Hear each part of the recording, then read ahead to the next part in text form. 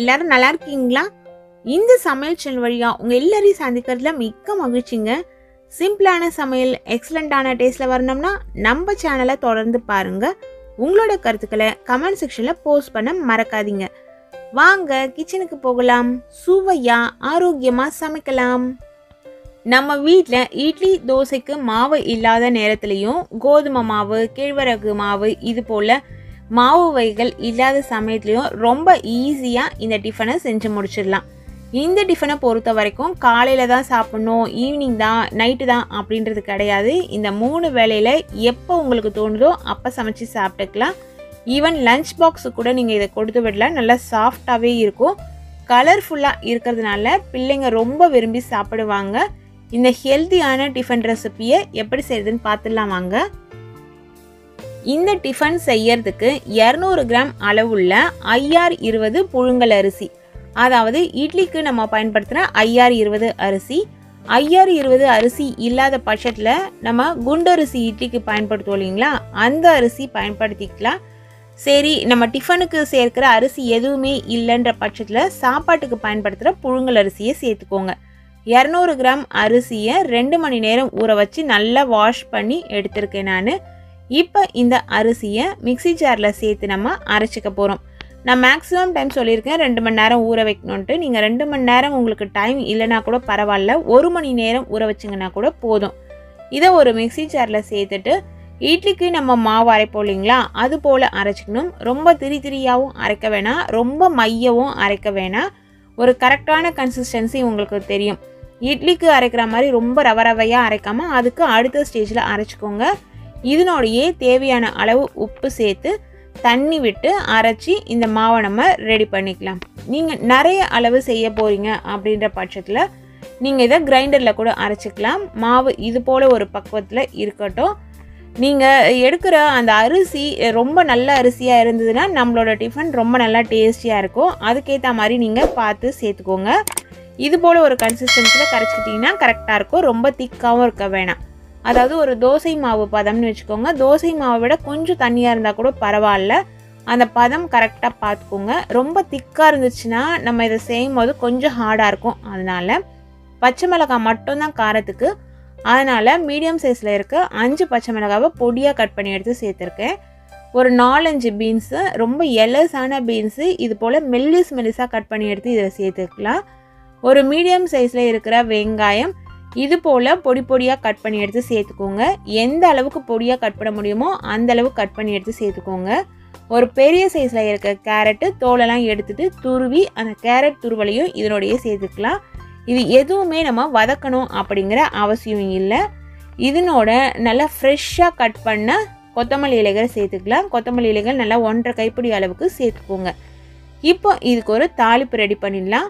தாளிக்கிற அந்த கரண்டியை ஸ்டவ்வில் வச்சு ஸ்டவ்வை சுவிட்ச் ஆன் பண்ணிவிட்டு தேவையான அளவு எண்ணெய் சேர்த்துக்கலாம். நான் இதில் கடலெண்ணெய் தான் சேர்க்குறேன். எண்ணெய் சூடேறின பிறகு அதில் 1 டேபிள் ஸ்பூன் அளவுள்ள கடலைப்பருப்பு, 1 டேபிள் ஸ்பூன் அளவுள்ள உளுந்தம்பருப்பு சேர்க்குறேன். முழு உளுந்தம்பருப்பு தான்.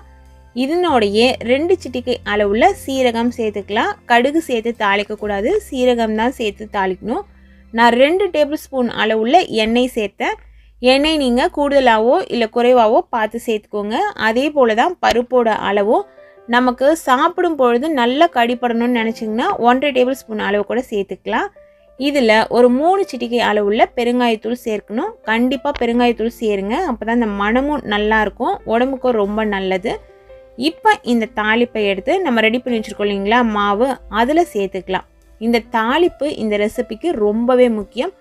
தாளிப்போடு நீங்கள் இதை செஞ்சு சாப்பிட்டு பாருங்கள், டேஸ்ட் ரொம்ப சூப்பராக இருக்கும். கருவேப்பிலைகள் நல்லா ஃப்ரெஷ்ஷாக இருந்ததுன்னா நல்லா பொடியாக கட் பண்ணி தாளிப்பில் சேர்த்தோ நம்ம சேர்க்கலாம், இல்லை அப்படியேவும் கூட இதில் நீங்கள் சேர்த்துக்கலாம். கருவேப்பிலை நம்மக்கிட்ட அந்த ஃப்ரெஷ்ஷாக இருந்ததுன்னா சேருங்க, இல்லை ரொம்ப முத்தலான கருவேப்பிலையாக இருந்ததுன்னா சேர்க்க வேணாம். அப்படி இல்லைன்னா மாவில் ஒரு கைப்பிடி அளவு கருவேப்பிலை இலைகளை சேர்த்து கூட அரைச்சிக்கலாம். அது நம்மளோட விருப்பம்தான். இப்போது இதில் இது எல்லாத்தையும் சேர்த்து நல்லா கலந்து விட்டு கன்சிஸ்டன்சி பார்த்துக்கோங்க. ரொம்ப தண்ணியாக இருந்ததுனாலும் நமக்கு கரெக்டாக வராது. அதே போல் புழுங்கல் அரிசியில் மட்டுமே நீங்கள் செய்ய விருப்பப்படலை அப்படின்னா நீங்கள் எடுத்திருக்க அரிசியில் 4ல் 1 பங்கு அளவுக்கு நீங்கள் பச்சரிசி கூட சேர்த்துக்கலாம். அந்த கன்சிஸ்டன்சி ரொம்ப முக்கியம். ரொம்ப திக்காகவும் இருக்கக்கூடாது, ரொம்ப தண்ணியாகவும் இருக்கக்கூடாது. அதுக்கேற்ற மாதிரி இந்த மாவு நீங்கள் அட்ஜஸ்ட் பண்ணிக்கோங்க. மாவு தண்ணியாக ஆயிடுச்சுனாலும் நம்ம அடைகளாக செய்யும்பொழுது அது சரியாக வராது. அதனால் கரெக்டான கன்சிஸ்டன்சி பார்த்துக்கோங்க. இந்த ஸ்டேஜில் உப்பு டேஸ்ட் பார்த்துக்கோங்க. உப்பு தேவைப்பட்டதுன்னா கூடுதலாக சேர்த்துக்கோங்க. இப்போ கரெக்டாக மாவு ரெடி ஆகிடுச்சு. நம்ம இதை தோசை சுடுற கல்லில் தான் அடைகளாக சுட்டு எடுக்க போகிறோம். தோசை சுடுற கல்லை ஸ்டவ்வில் வச்சுட்டு ஸ்டவ்வை சுவிட்ச் ஆன் பண்ணிவிடுங்க. அதில் கொஞ்சமாக எண்ணெய் விட்டு இது போல் வெங்காயம் வச்சு தேய்ச்சிங்கன்னா உங்களுக்கு கல்லில் தோசையோ இல்லை அடையோ எதுவுமே நம்ம ஊற்றும் பொழுது ஓட்டாமல் வரும். நான் இன்றைக்கி வெங்காயம் வச்சு தேய்க்கிறேன். வெங்காயத்துக்கு பதிலாக நீங்கள் கத்திரிக்காய், வாழை மட்டை கூட வச்சு தேய்ச்சிங்கன்னா தோசை கல்லில் நம்ம ஊற்றுற தோசை வந்து ஒட்டாமல் வரும். கரெக்டாக காஞ்சிருச்சு. தேவையான அளவு மாவை கரண்டியில் எடுத்து இதில் சேர்த்துக்கலாம். நான் ஒரு மீடியம் சைஸு குழிக்கரண்டியில் 2 குழிக்கரண்டி அளவு மாவு இதில் சேர்த்துட்டு லைட்டாக தேய்ச்சி விட்டுருக்கேன். ஓரெல்லாம் வெந்து வந்த பிறகு தேவையான அளவு எண்ணெய் கொஞ்சமாக சேர்த்துக்கோங்க. கல் நல்லா காஞ்ச பிறகு தீயை மிதமாக வச்சுட்டு அதுக்கப்புறம் தான் நீங்கள் மாவு இதில் சேர்க்கணும். மாவு சேர்த்த பிறகு கூட மிதமான தீயில் வச்சு வேக விட்டிங்கன்னா தான் இது போல் கலர் நமக்கு கரெக்டாக கிடைக்கும். அதே போல் ஓரளவு வெந்த பிறகு எண்ணெய் விட்டுட்டு அதுக்கப்புறம் திருப்பி போடுங்க. வேகிறதுக்கு முன்னாடி திருப்பி போட்டிங்கன்னா உடஞ்சி போயிடும்.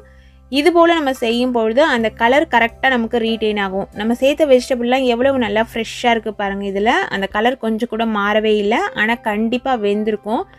இந்த அடையை பொறுத்த வரைக்கும் அப்படியே சாப்பிட்டாலும் டேஸ்ட் நல்லா சூப்பராக இருக்கும். அப்படி இல்லைன்னா நீங்கள் சாதாரணமாக இட்லி தோசைக்கு எந்த சைட் டிஷ்லாம் பயன்படுத்துவீங்களோ அதெல்லாம் தொட்டுக்கிட்டு சாப்பிட்லாம். ரொம்ப டேஸ்டியான டிஃபன் இது. பச்சரிசி சேர்த்து செய்யும் பொழுது கொஞ்சம் மொறுமொறுப்பாக கிடைக்கும். ஆனால் ஆறின பிறகு கொஞ்சம் ஹார்டாக மாறிடும். புழுங்கலரிசிலேயே நீங்கள் செஞ்சிங்கன்னா ஆறின பிறகும் அப்படியே கொஞ்சம் சாஃப்டாகவே இருக்கும். டேஸ்ட் ரொம்ப நல்லாயிருக்கும். இதே அளவுகளில் பக்குவம் மாறாமல் செய்யுங்க. டேஸ்ட்டு வேறு லெவலில் இருக்குங்க.